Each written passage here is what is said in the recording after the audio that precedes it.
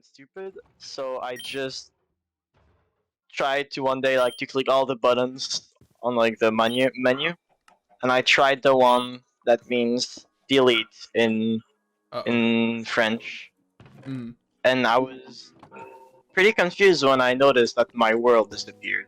Anyways, I have a lot of stories like this from me when I was younger and dumb. I'm sure we all have funny, dumb stories like that. Yeah. I wish I wasn't too tired. I'd tell you some funny, dumb stories as well. Oh, I would love to hear some fun stories. I'll get into some funny, dumb stories.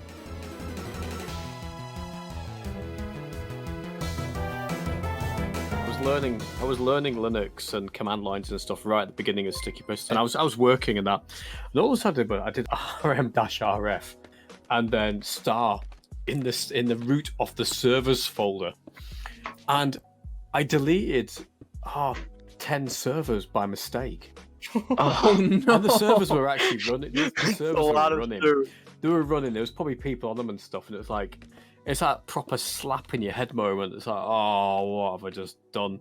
And I think everyone experiences, especially a server admin, you just feel this horrible feeling at the pit of your stomach when you do it. Yeah. Because when you hit enter, what happens when you hit enter?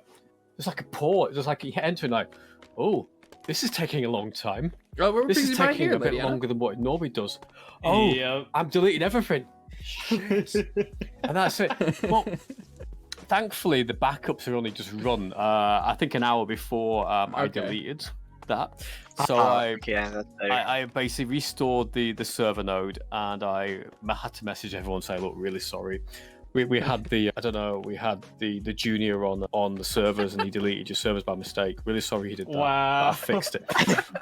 No, I would have done. You know what? I wouldn't have said the junior. I'm joking about the junior, by the way, because I would have said it was me. You know what I mean? I would never pass the buck on someone else. But just the fact that I said the junior, I thought that was funny. But it's not really. You know, things like that happen. As long as you've got like an escape, it normally works out all right. And I think the other thing as well is you just got to admit to things when you mess up and be pretty much there straight away and say, I really messed this up. Sorry, guys. I'll sort it out for you. And I found the majority of people are just all right with that. Yeah, as long as like get it. I work at a pizza restaurant, right? As long as you're pretty forthcoming about what happened, people are usually pretty chill with you messing something up, especially if it's a relatively easy 10-minute fix, right? When it takes longer than 10 minutes, that's when they start to get antsy. Yeah. But was this for StickyPiston then, I'm assuming? Oh, this is StickyPiston, yeah. This is when I was still learning. I think this must have been like the first 2 and a bit years. A lot more experience now, so don't worry about that. If anyone's listening wondering about StickyPiston, no, we don't delete servers by mistake. So. Oh, I can tell you what. I'll tell you a story about a competitor. Yeah. No one's gonna be listening to this anyway. I'm not even gonna mention the competitor's name. No, I'm so small. Like you don't have to worry about it. Mention, but I'm not going to. Oh well, redacted. You don't need to say who they are. Don't worry about it. Okay, so the story goes along like this. The server owner paid twice, and he wanted the extra payment back. So he contacted support, and they said, "Yeah, sure, you can have the extra payment back. Just do this one thing," and they had to go in and do. He went and did a chargeback on it rather than get a proper refund. And as soon as that chargeback happened, the server host basically cancelled the server. What the server host does when they cancel a server, terminate it, they delete it there and then. Oh my gosh! They delete everything. One go, gone. They don't keep it for like a month or two. It's just boom, gone. And he went back to him and said, "Have you got any backups?" He says, "No, we don't keep backups. We don't have backups." And by the way, this is one of the biggest server hosts in the world that I'm talking about here. I think I know what you're talking about. And yeah, we how much do you mean, right? We basically it's not MC Pro hosting. No, I know. Okay. Of course you know. No. There's like quite a few that I know. It wasn't Shockbite. No, wasn't them. He'll just tell them every single one of them. Tell you every single one, but it wasn't them. Yeah. So no, but it's. Look, I think what it is in any company, any business, things will go wrong. They invariably go wrong, and I think everyone learns from these mistakes, and then they go, right, I'm gonna put something in place to make sure this never happens to me again. It's heart-wrenching. Well, to me it is. I've kept every single world, every single customer world, every single server owner world right since the beginning of StickyPiston. That's good. I've got every single server on a backup. Dude, I wish Owen had another StickyPiston. them. Yeah, we had where the server that Regs and I first met on. So we were playing on the server. It's kind of where we started making mini games. So a couple of us from CommandRom, that's where we all originally met. And we were just making command block mini games on this one big world, right? It was used for survival, it was used for creative. It wasn't like a multi-craft anything. It was just one world, right? Some people were playing survival, some people, they're all doing their own things, right? And the host at one point, after years of building survival bases, mini games, and all sorts of other stuff, really, really cool creative builds, he just up and stops paying for it, right? Which, it's understandable. Like, sometimes, like, he's lost interest, he's not paying for it. That makes sense, right? But a year later or so, we got in contact with him. He was still hanging out with the CommandRom people, and this is around the time where we're starting to make mini games for, like, an actual mini game world. Not like our Realms mini games, but like an actual just mini game world that's a little bit more structured than the way that we were doing it before. And when we messaged him to see if we could get some of the mini games or the maps or anything that he had from before, he just didn't have any of it at all. The server hosting that he had been using just deleted it all. And he lost it all. Yeah, it's a common story. I would say at least 80% of server hosts will delete your files pretty quickly. The thing is, I kind of treasure them. I've got this funny idea about it. It's because, like, if someone puts a lot of hard work into building something, if they put, let's say, over the lifetime of their server, they put 500 plus hours and maybe 1,000 hours, maybe across all the people, you know, it was a big server. They've put at least 50,000 hours in, and if I don't keep that, I'm stupid. You know, I didn't respect them as a server owner, as a customer, if I didn't protect it. Yeah. Because I know one day they might come back to me. I mean, I remember mailing, I had to mail every single customer to let them know, I have a copy of your world. If you ever want it restored or sent to you, just let me know. That's awesome. That's actually. I think every instance I load up to StickyPiston, that you keep a copy of it. Yeah, it's there. Don't put the windows here because you'll be able to see it. Put them on the side like I did there. I see. Yeah, that's a good call. That's not like Eonic. That's actually insane. That's a really cool. Because how I kind of see it is one day when the Minecraft thing's all finished and stuff, we're all old guys and everything. And we just crack open the server of all these files, and we launch Minecraft, and we just go into these worlds.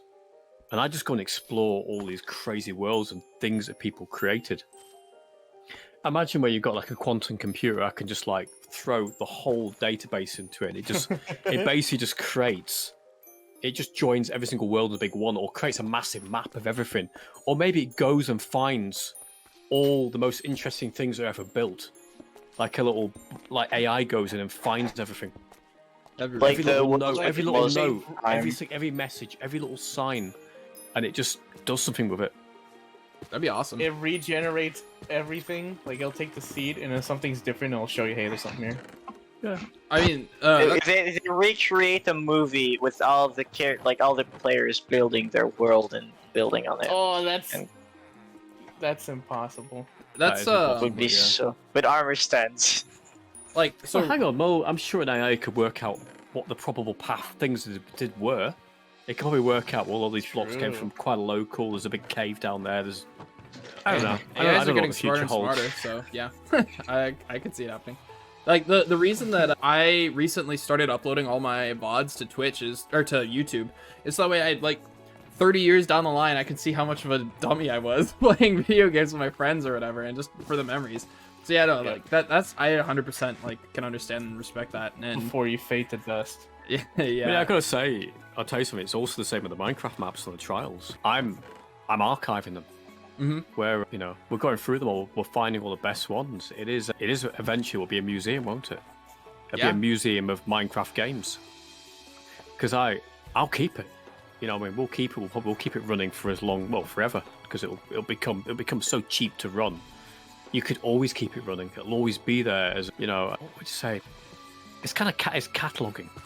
I'm cataloging what's there because Dart Brian does a lot of writing on the StickyPiston trials. He writes all the descriptions for all the games. Well, no, he takes what's already been written and improves it, or if there isn't anything decent, he'll write it. Mesimo will create thumbnails if there's no thumbnails.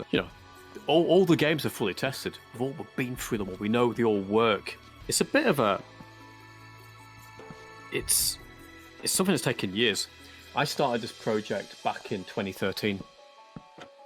Collating Minecraft maps and collecting Minecraft maps. Yes, like I say, it's nearly taken 10 years to get it to that point. And it's only been done on a part-time... It's only been done part-time. I mean, it was never really a full-time thing. And the StickyPiston Trials website was just it was a thing for... It was just to solve a problem. I'd have server owners asking, can I play this game? Can I play that game? And I just thought, well, it's probably easier if I just install it on this website for you and you just go and play it whenever you want. Honestly, StickyPiston, the Trials website alone is probably the single coolest server hosting thing out there, right? To my knowledge, there aren't any other people doing it. You might know better than I do. No, there isn't. There are people who tried it, but it's expensive. And so it's expensive to run. I think you've got to be persistent. And the thing isn't, I've realized that people just aren't persistent when they do things. They'll do things for a little while, and they'll just give up. They won't be able to do it more than 2 years or 3 years and stuff. And I think things don't really take off until a long time afterwards, and you don't know when they're going to take off. I've really kept that website a secret all these years because it'll be a whole end of trouble if it does take off on a big scale.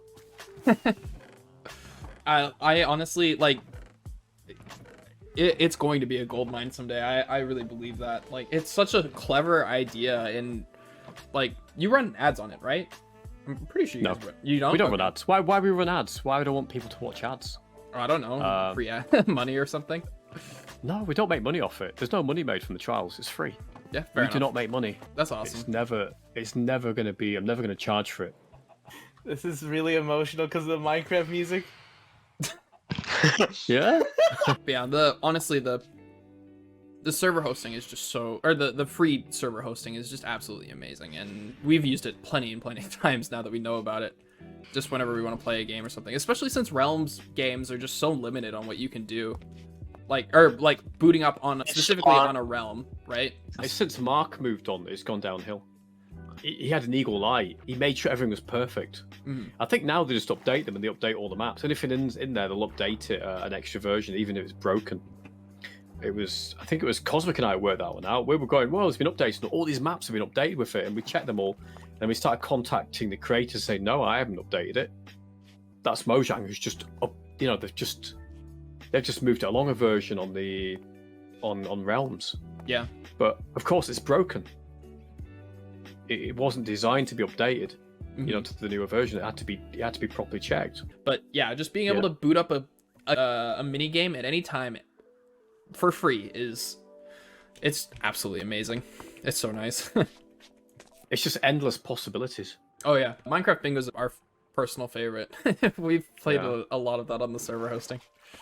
I mean, there's a lot of older maps in there. You should go back to the 189s. Okay. There's a lot of really cool 189s maps. I'd say that's like the heyday of map making. Yeah, that's when Connor or Conop or Hippie Wizard and I first got interested in map making was the 1.8. We started making an adventure map with Falcon. It never went anywhere. It went we worked on it for a month and it fizzled out pretty quickly, but that's what got us interested in map making originally. Was a lot of the 1.8 mini games on Realms.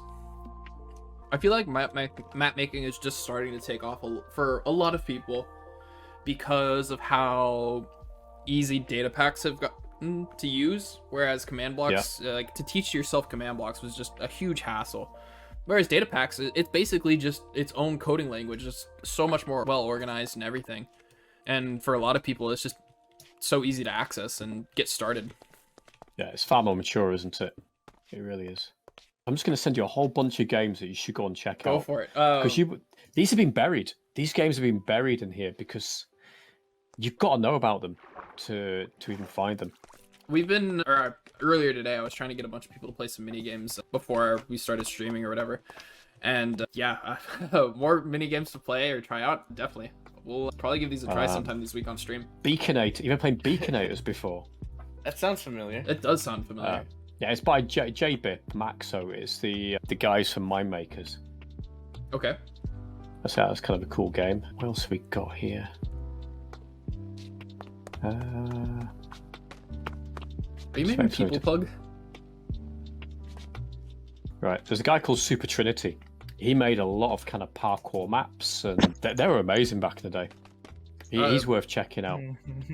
Did Captain Spark? Like, I swear Captain Sparkles played somebody with that name. Yeah, he did. He played Super Trinity. Oh, no, for sure. He was playing, well, Captain Sparkles is the guy who's played pretty much every map going from beginning to now. From the beginning. I used to work with a map maker called Scarron YT. We made maps back in about 2014. There's one called Light Rush, Invisi Fight. The idea is the players were invisible, and you could only see them when they drew their bow. You could see where they were. That was quite a fun one. Then there was another one we started. I don't think we finished it. We kind of ran out of steam. I mean, making maps is not easy. Keeping a team together and keeping everyone focused and moving along. Oh boy! I know you know about this. It's not easy, and the thing is, you've managed to do it. We've had our ups and downs. We're kind of in a bit of a lull right now. A building for our most recent game, Cook-Off, has slowed down a lot compared to Diminished. Dungeons of the Arbalest, everyone was so excited for. And I think part of it has to do with people's interest in the game. The building for it's kind of just fizzled out. That said, the building isn't the problem right now. Like, our coder has just been really behind with school and everything, so things have been moving slower. So once he's finished, like this week, hopefully we'll get a big push on the game and get it onto the next project hopefully soon. But thing is, we're in the new year now. There's from let's say Halloween, bonfire night, England sort of thing, Thanksgiving, all the way up to Christmas is very difficult to do work on Minecraft projects because there's so much going on, especially family stuff. Yeah. And it's not until the new year when everything calms down and you think to yourself, "Oh, I've got nothing to do now." There's nothing to do now until spring. There isn't, is it? Come on. There's nothing to do till spring, like, maybe a couple of months of spring. There's nothing to do till June, unless you've got exams coming up and stuff. But it's yeah. I got Calvin, the person in charge of coding for the game, is he still has his finals going until like the end of the week or end of next week or something. Yeah. Just with how I think it has something to do with COVID and everything, but just his school as well. So he's a bit behind. But hoping that we can make a big push coming up. I'm gonna do a stream working on the game sometime this week. And then once y'all are finished with those, then I can start doing my work. Boy. Yeah. So tell me about Dimensions Ascension. What happened there at the end? Because I think you weren't able to get it ready for Cubed, were you? You got it launched in the end. You got it live. Yeah, so we did work on that. We finished it. The game was good. I think Mez is the one who decided it wouldn't be played at Cubed. And I completely agree with his reasoning. I think that it wasn't the best game to play with a large group of people because it's it's just a parkour map essentially, right?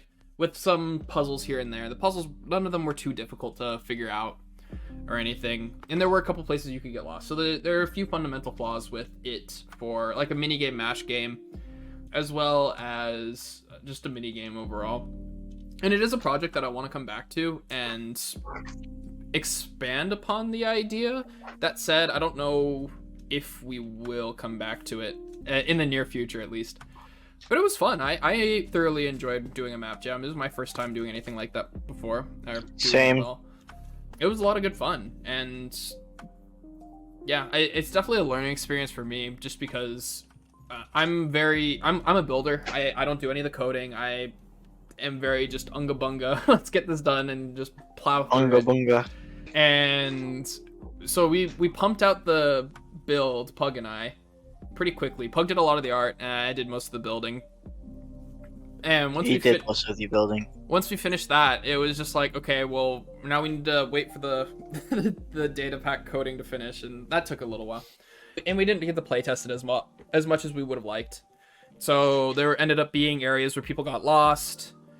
And as a whole, I don't think the game was really suited to having more than like 3 people playing at a time, because people were just like lost, confused, and getting in each other's way. And It was fun. Yeah, it was fun, but I don't think the game had. I remember when the people kept like punching each other to get the key. It's a cool mechanic. Yeah, that is a cool mechanic. I think that the game has some promise, but I think it lacked a lot of depth, and I would love to add more puzzle elements to it.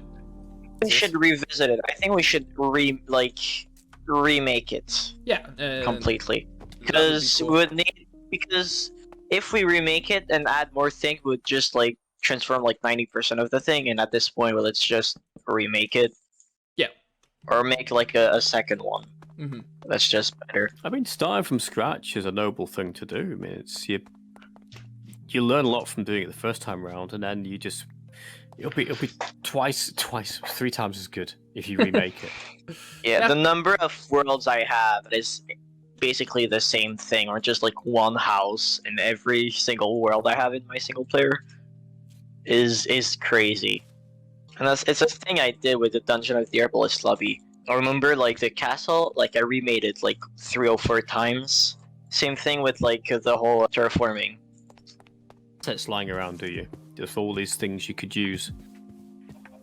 What do you mean? Well, we call them assets. Like you could export a lot of that, the things you've done into schematics, couldn't you? As a like starting point. So is that not how you work? I could. I didn't use schematics. The only thing I used was copying the trees on like the forest around. I don't know if you saw the Dungeon of the Herbalist lobby. Yeah, I do. Yeah, it's nice. It was it's nice to explore. I mean, the lobby's an exploration in its own right. Mm-hmm. You'll see the cook-off lobby. Oh yeah, the cook-off lobby that Pug's working on looks absolutely amazing. I've not seen it. I know. Mez has mentioned it. Mez has mentioned the cook-off map. I mean, thing is, like, if you say game name in Minecraft and put it on the trials that there, it'll be huge. Cook-off is not the game, though. It's Overcooked. We would Overcooked, yeah. Overcooked, right? Yeah. Okay, Overcooked. Yeah. I think we have too much pride to do something like that. Yeah. I think CommandRom is about copying other games more, like revisiting them. I mean, like Celestial Champions, it's not Smash Bros in Minecraft. It is Smash Bros in Minecraft. I stand by that. It is like that. It is, yeah. It is, but it's like It is, but it's own. It's your own style. It's unique. It's your own style. We even have like, what do they call not commercials, like reveals of characters. Yeah, the Smash Bros style reveal character reveals that nobody knows or like cares about. Hey man, I worked hard on those. Oh, they look great. You did a great job, Riggs. I'm not trying to bash that. I remember when I was building Celestial Champions, every day was like so cool because I would wake up, go on the realm, and like go see if there was a new character added, because the admins wouldn't tell me. So it was like I was part of like the fan base that would always try to see the new updates, but I was working on it at the same time. It was really cool. I have good memories of that. I do like a lot of the secrecy that went into that game. Since then, we've been a little bit more open about our projects, and like I've been streaming a lot of stuff, but it was really cool. So do you guys run tournaments on it? We haven't. Thought about making it like a real tournament, like really put it out there online.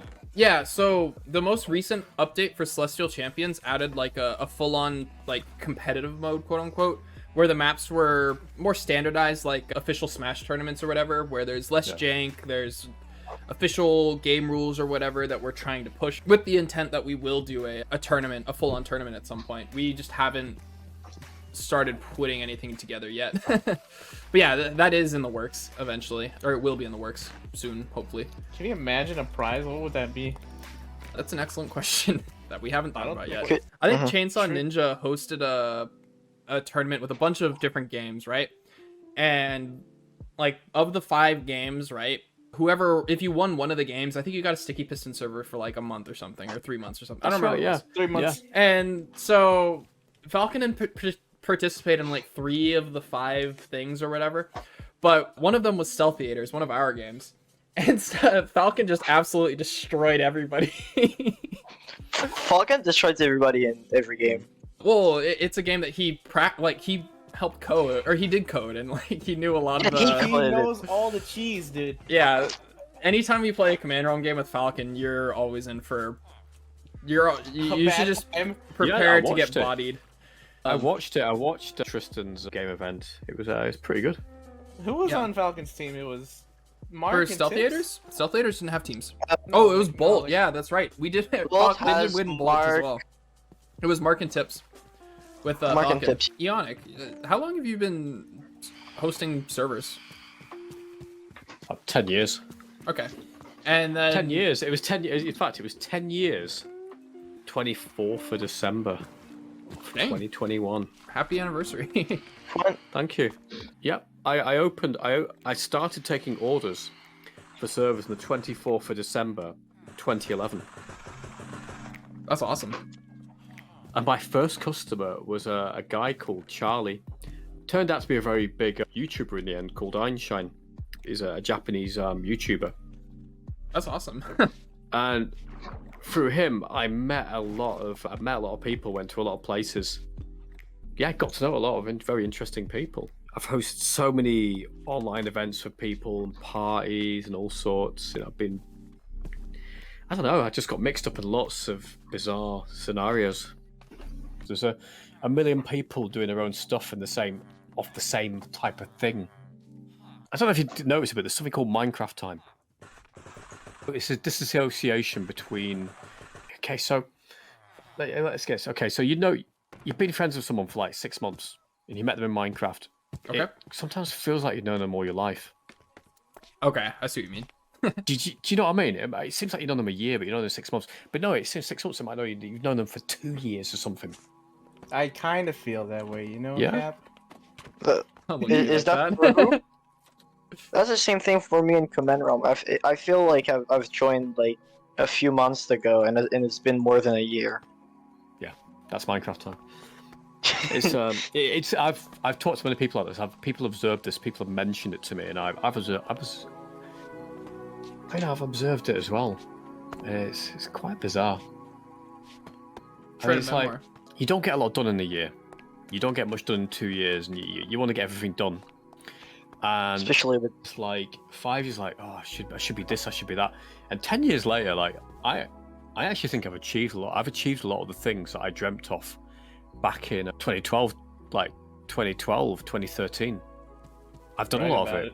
I've actually reached a lot of those goals, and I've stopped doing stuff. I've stopped like pushing for new stuff to do new things, and it's only recently I realized, hang on, you know what it is? It's just that you've basically reached all your goals, but not actually realised you got there. And it was always kind of the journey of getting there that was more fun than actually getting there. Yeah. You know, it's everything that happened in between. It wasn't the idea I got there and I was finished. So now I've got to think of something even bigger and better to do to get me through the next 10 years. So, I mean, considering what I've done so far, it's going to be something absolutely huge, whatever this thing is. If I put 10 years on now, because when I first started off, I was very inexperienced. It was just me doing it. My brother was helping me. There was a mate called Danny who would help me out with a bit of stuff. Kirsty would help me out with the orders and stuff. She'd help me process some orders and stuff and help me with refunds. And it wasn't really until Mesimo started that things really started taking off. You know, because he would do things and he'd say, all right, I'm finished that. What next? And then I had to go. Oh, what next? What should I do next? What can I do? What can I give Mez to do? So I give him some stuff, and then he'd come back about a couple of days later. Oh, I've done that, right? Yeah, what next? And it was solid. It was just like that. It was just like I was just trying to have an easy life. You know, I was trying to have such an easy life, but Mez just kept coming back and going, "What next? What next? What should I do next? What now?" Yeah. I just been having conversations with Mez about things. I just was talking about Minecraft and this and that and this idea and stuff, and I wasn't actually giving him anything to do. I was just talking about it, and he'd come back a week or so later and said, "Oh yeah, I've done that thing you were talking about a while ago." What thing was I talking about a while ago? That thing. Oh, that thing. Excellent, nice one. It's done. It's out of the way. I think the more people I got involved in it, you know, the quicker things started happening, the more starts happening around you. And then when the Discord started up and map makers started finding the trial website and they started joining our Discord, you know, dribs and drabs, not many, to be honest. It was just here and there and that, and Cosmic was like chomping at the bit to go into every single Discord and invite every single map maker to StickyPiston. I was like, whoa, steady on, man. I don't want you to invite everyone. Just give it time. You know, if we do something good and it's cool enough, they'll arrive anyway. So don't force something to happen when if we've done a good enough job, it'll happen in its own time. And I think that's what's happened. I mean, I look for our Discord and some of the coolest names are in there.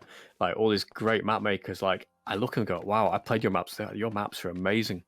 Because how I saw it, I saw the map makers as the stars of the show. I always did. I looked at the YouTubers and they were playing the map makers maps, and I thought, and they never gave the map makers credit and stuff. We're not going to that conversation, but stay away from that conversation completely. But I always thought the map makers should have got far more credit for what they were doing.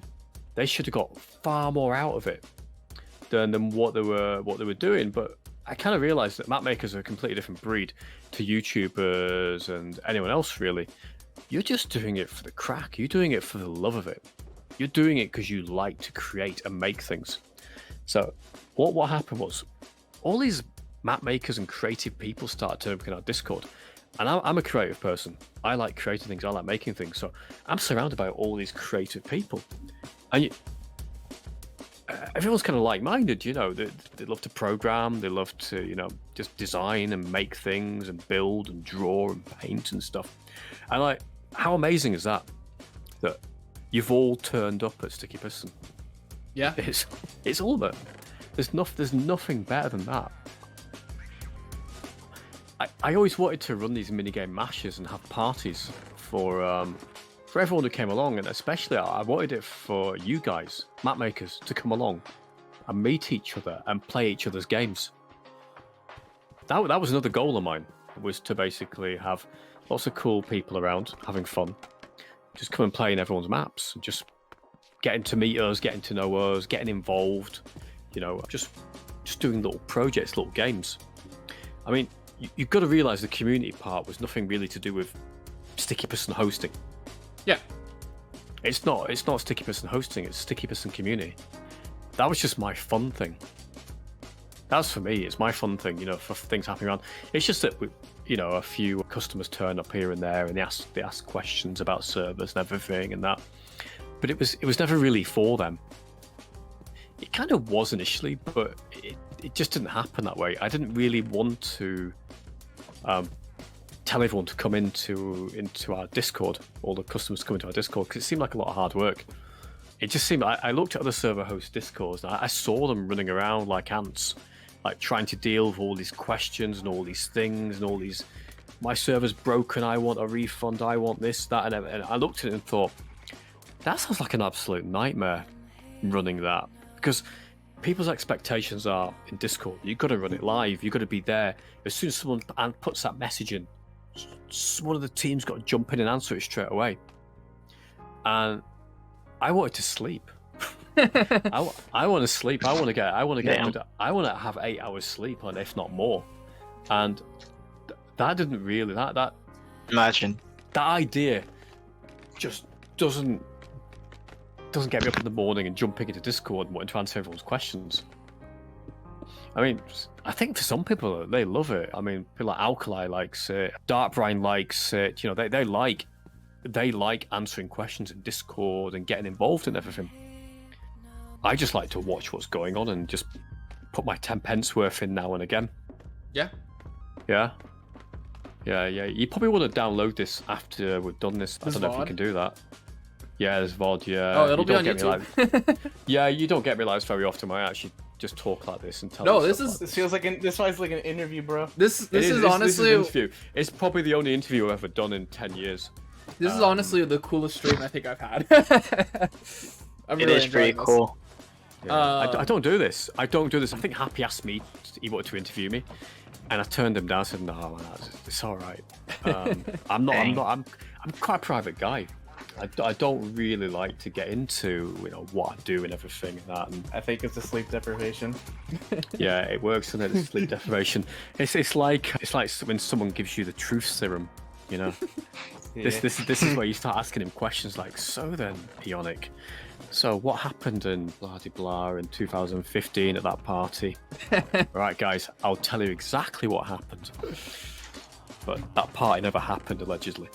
Allegedly. So, if you're going to get into a business like this, if you're going to get into Minecraft hosting, you've got to have a screw loose. I think to get into any kind of business and devote every single day to it. I mean, I've got to say that I've pretty much devoted every single day to StickyPiston the last 10 years. Okay. In fact, before then, because I started designing it in September 2011. Oh, what do you mean by designing it? Designing the idea, designing the website, designing Okay. the systems. Mm. My background is I'm a web developer. I worked in commercial web development, website design. That makes sense. So, I mean, I designed a lot of very large e-commerce websites. These websites were pulling in millions sort of thing. They were multinationals. Okay. It was just e-commerce selling products online. I was very quite comfortable with that. It was kind of cool. And I got to a point where I was sat behind someone else's desk. And you have this deja vu feeling when you sat behind someone's desk. You sit down and go, "Oh, I feel like I've been here before. I feel like I've done this very same thing before." And then I realised, man, this ain't for me.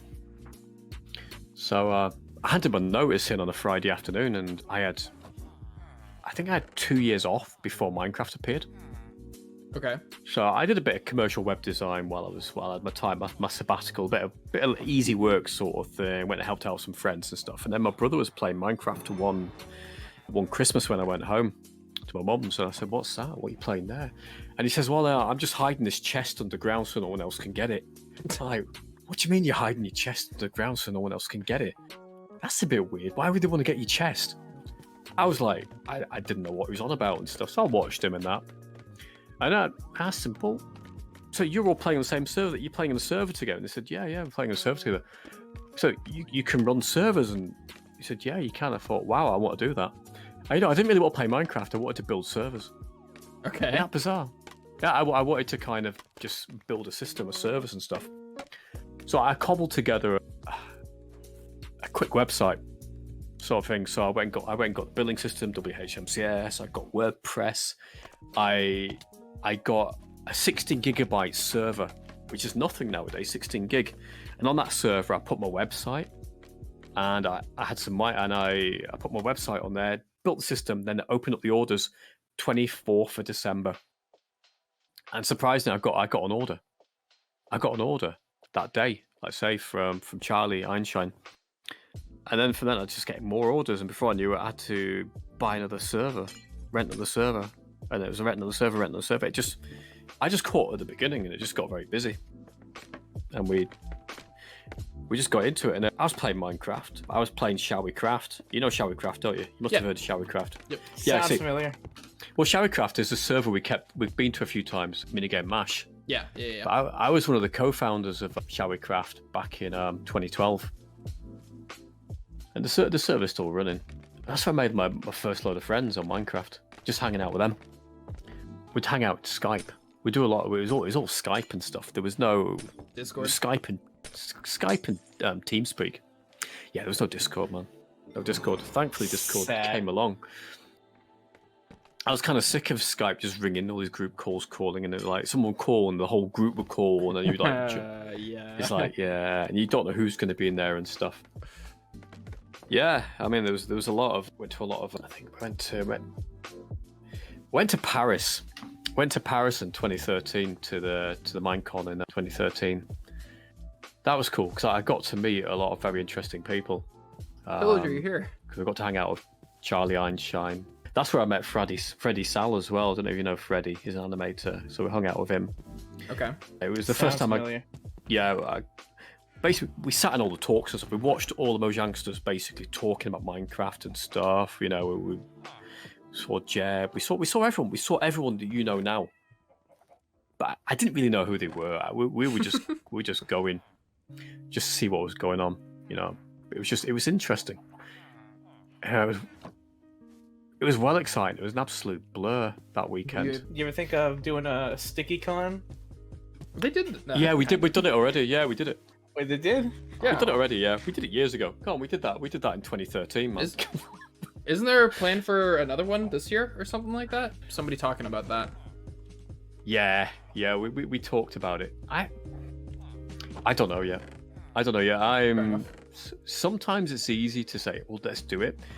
But when I say we're going to do something, we then commit to it. And I'm just not ready to commit yet. Okay. Fair enough. I would just, I've got other things I want to do first before we do anything like this. You know, something I really like to do. I'd like to do something with the MGM. I want to get that up and running nicely. I mean, it deserves to be done properly. So we can do a CommandRom Comic-Con. No, we're not that big. Man, you don't want to do it. Honestly, you do not want the stress. You really don't want the stress. Wait until I get Big Pug. But I'm not an admin, so I don't get the stress, bro. Yeah, you don't get the stress. You're not the man at the top. You don't get the stress. No, you don't want the stress. Something that we've been something that we have toyed around with, the idea of messaging Oscar and asking him about setting up some sort of Realms creator booth or something. Oh, that would be so cool. It would be really cool. There's a few problems with it, though. One, they'd probably say no because they don't know who we are, other than like our interactions through submitting maps. And two, like, Marketplace is just Realms but better, and Mojang understands that. All of the money is going to that, and the Realms program is just falling off, unfortunately. So, like, no matter what we do, I don't think that there's really a good way to save the Realms program, which is kind of sad. It is a shame, isn't it? It deserves a lot more. And this is what I mean. Mark was doing an amazing job. Yeah. I mean, but he's moved on to Dungeons. He was the guy who was holding it together. I used to watch a lot of his live streams where they would test the maps out. Oh, really? I didn't know they did that. Yeah, they would do that. I think. So cool. Yeah, I used to. It's kind of inspiration, actually. I liked watching Mark and what he was doing with it because it was very much in line with what StickyPiston was doing. And I remember once that we got called out on Twitter. There was a map maker who she basically said, "Oh, you're taking our maps and publishing them without our permission and that." So Twitter absolutely blew up, and everyone was on our case, on StickyPiston's case. We were completely the bad guys. Anyway, Mark jumped into the conversation as well. I remember he jumped into the thread. Everyone was there. I mean, sometimes bad situations like that are good for you if handled well. Because I was very polite, very nice. I dealt with it as quickly as possible, and because of that, we changed totally the way we do everything at StickyPiston on the trials. We set up what do we call it? It is the map makers page on the StickyPiston website. The map makers promise. So Robin and I wrote a page about some promises that we make to map makers about their maps. Okay. And I think they were, one of them was like, we'll never claim ownership of a map. We will never provide a direct link from StickyPiston free trials and always linked back to the original download website. So we weren't a download website. We made it very clear. And the other thing was, it will never force a player to buy, to make a purchase of a server. To play the free trials, didn't have to pay anything. Yep. And they were the top things, really. We wrote a whole thing, and then I sent a copy to all the map makers and everything. And in the end, it all calmed down. They're all very cool. I don't know if it got us notice, but it helped us grow, because I think it gave me the confidence that they were into what we were into. They were into it. They liked what we were doing. Stupid rude. Even though, I don't know, sometimes you've always going to have people that hate you. You're always going to hate what you do. They're not going to like you, whatever. And then you can have people that are kind of neutral. They're just, oh yeah, it's nice, all right, yeah. And you can have people who love you. They like everything you do, and they're so into it. Now you guys are so into what we're doing, and that's what I like. You're totally behind it. Yeah, let's do it. Let's do my Minecraft maps. Let's get them played. Let's do StickyPiston trials. Let's do events, and they're the people I'm really looking out for. And I really want all the success for them. As much success as possible. Yeah, it was an interesting thing that day. I was down in London with my sisters, and then the next thing, Twitter's blowing up, and it's like, oh no way. That's great. 'Cause I was trying to keep the trial websites completely hidden. I didn't want it to be a public thing. I was trying to keep it all hush hush, like, I wasn't sharing the links that much. I was keeping it very quiet because it was just a fun thing. Yeah. And of course, people find out about it. God, spoil it, don't they? Spoil it for everyone when they find out. I mean, the Mapmaker Promise is a good idea. Yeah. I don't think that many people know about it. They might not have even read it, but it's at the top of the page. It says Mapmaker's Promise. Yeah, I remember Cosmic messaging, or I was talking with Cosmic one time, and he was talking about how somebody asked them to take down their map or whatever. And he brought up the Mapmaker Promise and was talking about that, and he explained, like, if somebody asks, like, they'll take it down, or you guys will take it down for them or whatever. But he did a good job of explaining it, and I hadn't known about it at the time, or if I had, it was hazy and I didn't really remember it. But since then, it's really stuck in my brain that, like, StickyPiston's kind of doing a good job of making sure that the content creators are at the forefront of what they're trying to advertise, It's not really about them making money, like, obviously, because it's a free service. So yeah, it's totally free. That's the thing. It's totally free. And I think some people wonder, what's the catch? What? It's free? What's the catch here, guys? And it's just fun. It's like the trials is really for people to play Minecraft for 24 hours or to play modded for 24 hours, and they'll buy a server offers. Yeah. But it's a great place for putting Minecraft maps. Mm-hmm. And truthful, yeah, it's a honeypot. People come to it and they discover StickyPiston. They discover, StickyPiston, Minecraft maps. Oh, they also do Minecraft hosting. They also do mod packs. I mean, they can come and play Minecraft maps as long as they want for free. They can play all the trials they want. But eventually they might get a server with us. Yeah. They might tell their friends about us who might get a server. Oh, go and get StickyPiston. It helps. I'd say it helps with branding. How the trials service? Yeah, I'd say so. Yeah, it would help with brand. It helps with branding. Okay. Because so you think StickyPiston's synonymous with Minecraft maps, games, events, fun things to do. Oh, and they also do Minecraft hosting. Because what I realized was earlier on that not everyone wants to buy a server. Not everyone's interested in buying a server. So why should you force it on everyone to buy a server? Why not give people what they want? They just want to play Minecraft maps. They just want to play a server for a couple of hours. Brilliant. That's it. That was perfect for them.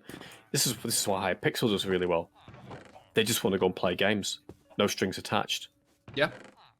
With the obvious upsell, get a ranks and stuff, Yeah. Yeah, pay for it. Pay for features on the server and stuff. It was kind of everyone knew that. It was all cool.